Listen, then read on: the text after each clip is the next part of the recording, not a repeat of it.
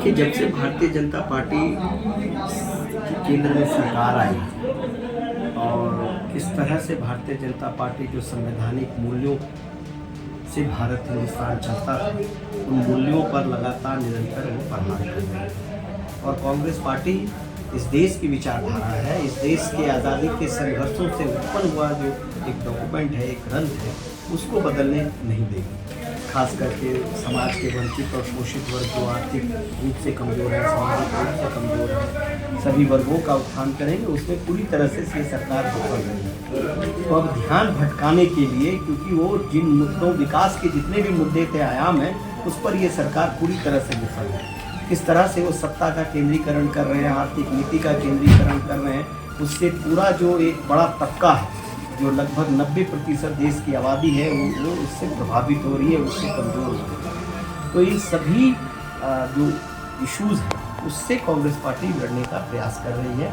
राहुल गांधी जी और खड़गे साहब के सामूहिक नेतृत्व में वो हम लोग इस लड़ाई को आगे बढ़ाएंगे। हम अभी बैठे हुए हैं भिंड के रेस्ट हाउस में, जहां पर मध्य प्रदेश कांग्रेस कमेटी के राष्ट्रीय सचिव, मध्य प्रदेश सह प्रभारी और ग्वालियर चंबल अंचल के प्रभारी चंदन यादव जी हमारे बीच में मौजूद हैं। वो भिंड जिले के सभी कांग्रेस कार्यकर्ताओं को लेकर चर्चा करेंगे कि संगठन को किस प्रकार जो देश में संगठन को मूल उद्देश्य को लेकर वृद्धि की जाना है या संगठन की विंग्स को तैयार किया जाना है, वो यहाँ संगठन के जो लीडर हैं उनसे वन टू वन चर्चा करेंगे। हम उनसे जानते हैं कि सर, संगठन सारे देश स्तर में जो गिरावट आई है उसका मूल कारण क्या है?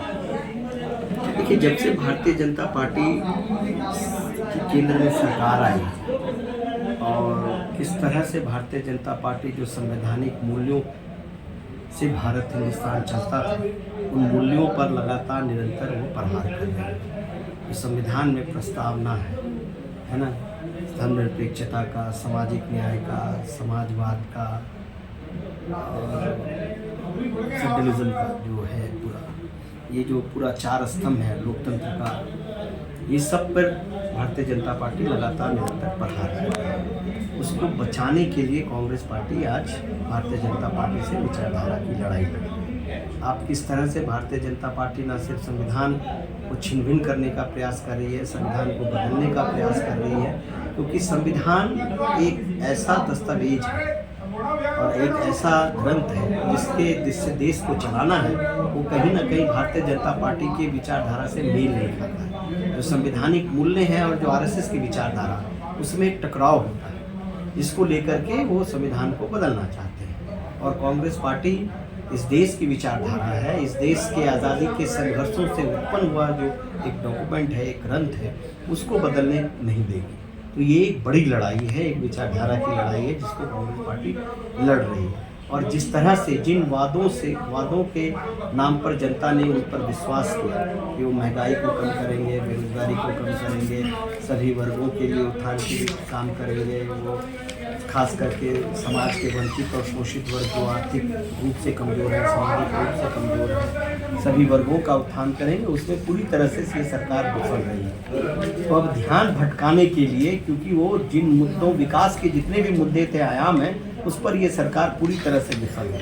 किस तरह से वो सत्ता का केंद्रीकरण कर रहे हैं, आर्थिक नीति का केंद्रीकरण कर रहे हैं, उससे पूरा जो एक बड़ा तबका है, जो लगभग 90% देश की आबादी है, वो उससे प्रभावित हो रही है, उससे कमज़ोर हो रही है। तो इन सभी जो इश्यूज़ हैं, उससे कांग्रेस पार्टी लड़ने का प्रयास कर रही है। राहुल गांधी जी और खड़गे साहब के सामूहिक नेतृत्व में वो हम लोग इस लड़ाई को आगे बढ़ा रहे हैं। अभी देश को नए चुनाव आयुक्त की नियुक्ति होना है, उसमें रूलिंग और अपोजिशन का रोल प्ले रहता है, तो क्या मान के चलें देश को कैसा चुनाव आयुक्त मिलेगा?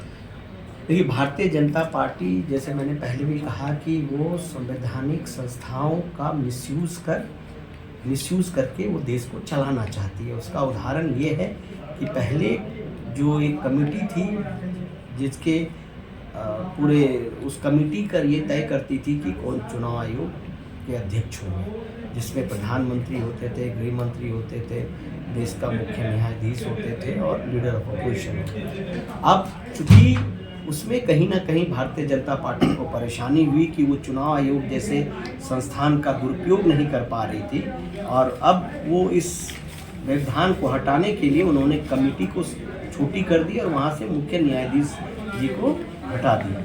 अब है कि 3 व्यक्ति कमेटी है जो इसका फैसला लेंगे, इस पद पे फैसला लेंगे कि कौन चुनाव आयोग के अध्यक्ष होंगे। उसके लिए प्रधानमंत्री, गृह मंत्री और लीडर ऑफ अपोजिशन होंगे। अब आप ये सब जान सकते हैं कि जो भी देश का गृह मंत्री और प्रधानमंत्री चाहेंगे उसकी नियुक्ति हो जाएगी। यानी अब भारतीय जनता पार्टी और नरेंद्र मोदी अब अपने मनचाहे चुनाव आयोग के पद पर उस तरह के व्यक्ति को नियुक्त करेंगे और चुनाव आयोग जैसे संस्था का दुरुपयोग करके चुनाव जीतने की जो उनकी एक मंशा रही है, जिसका उदाहरण महाराष्ट्र में देखने को मिला, हरियाणा में इसकी बू आ रही है। जहाँ जहाँ चुनाव आ रहे हैं या इस देश के लोगों को आशंका हो रही है कि कहीं ना कहीं चुनाव ही बिल्कुल ही चुनाव एक टोकनिज्म होता हुआ दिख रहा है। कहीं ना कहीं चुनाव जो है किसी तरह से रिग किया जा रहा है। तो इस पर आप देखे होंगे कि लगातार हमारे लीडर ऑफ अपोजिशन संसद में भी बोले, प्रेस कॉन्फ्रेंस करके उन्होंने पूरा डेटा दिया है, पूरे तथ्य दिए हैं, चुनाव आयोग से कई सवाल किए और चुनाव आयोग किस तरह से चुप्पी साध है। आपका ताज़ा उदाहरण है कि किस तरह से चुनाव आयोग भारतीय जनता पार्टी के रणनीति के हिसाब से चुनाव, विभिन्न राज्यों के चुनाव की तिथि तय की जाती है। पहले एक साथ झारखंड, महाराष्ट्र और जम्मू कश्मीर में चुनाव होने वाला था। उन्होंने बिना कारण दिए हुए, बिना कोई तथ्य, बिना कोई चीज़ दिए हुए उन्होंने ये फैसला ले लिया कि झारखंड और जम्मू एंड कश्मीर में एक होगा, महाराष्ट्र का अलग चुनाव होगा, हरियाणा का अलग चुनाव होगा।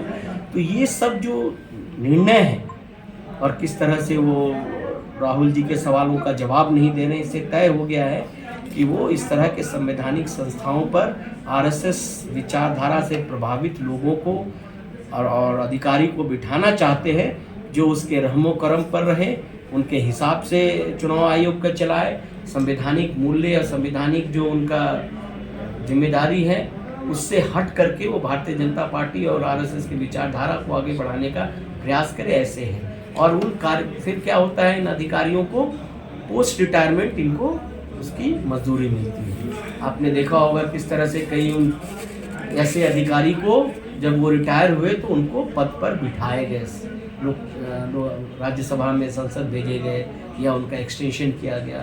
तो ये सब जो गैर संवैधानिक तरीका है, तंत्र है, यंत्र है, इससे भी कांग्रेस पार्टी को लड़ रही है और देश के सामने लड़ रही है।